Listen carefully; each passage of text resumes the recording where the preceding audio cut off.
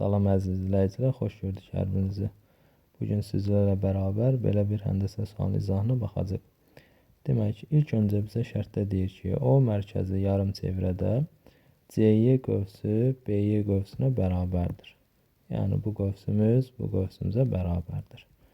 OB uzunluğu 10 cm-dir, AC-nin uzunluğu 12 cm-dir.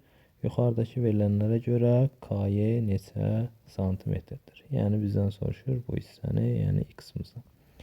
İndi şagirdlər, ilk öncə biz bu qövsə baxsaq, dedik ki, bu qövslər bir-birinə bərabərdirsə, onda buradakı bucağımıza alfa desək, buradakı bucağımıza nədir? Alfadır. Çünki onun qarşısına qövsü 2 alfadır, burada nədir?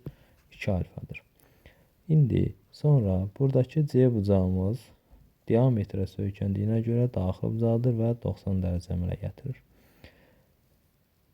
Demək, şagirdlər, bu üçbucağa ASB üçbucağına fikir versək, onda AK xəttimiz nə olmuş olur? Tənbələn olmuş olur.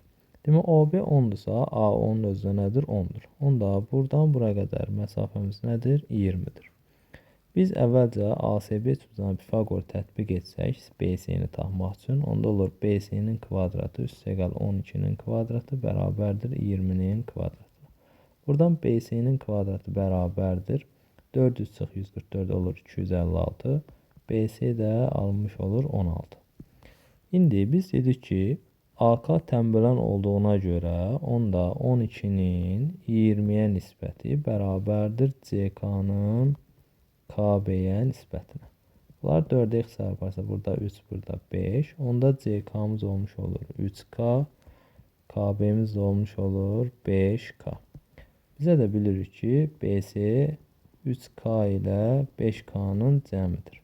Yəni 8K-mız 16-dırsa, onda K-mız olmuş olur 2. K 2-dirsə, bura oldu 6, burada oldu 10.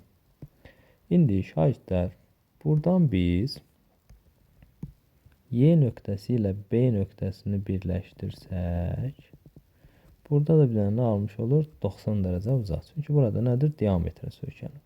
Onda buradakı bucağımıza 2 alfa qövsünə söykəndiyinə görə burada nə olmuş olur? Alfa olmuş olur. Və burada deməli belə bir üçbucaqlara fikir versək, bu üçbucaqla bu üçbucaq nədir? Oxşar üçbucaqlarımızdır.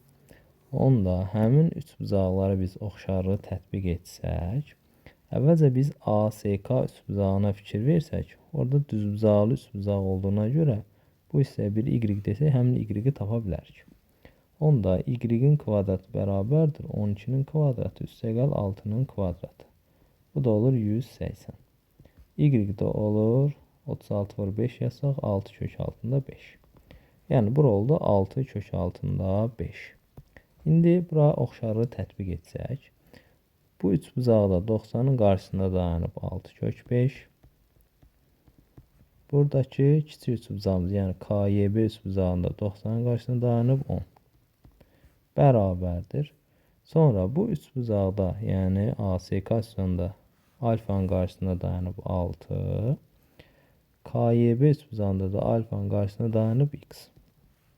Onda buradan 6'ları x çarparsaq və çarpac vursaq, kök altında 5x-mız bərabər olar 10-a. Buradan da x-i tapsaq, onu bölmüş olarıq kök altında 5-ə. Bunu da qoşmasına vursaq, 10 vur kök 5. Kök 5-i də kök 5-ə məxrəc 5. Cavab olur 2 kök 5. Cavabımız oldu 2 kök 5, yəni A variantı. Diqqətinizə görə təşəkkür edirəm. Kanalımıza abunə olub videolarımızı bəyənməyi unutmayın.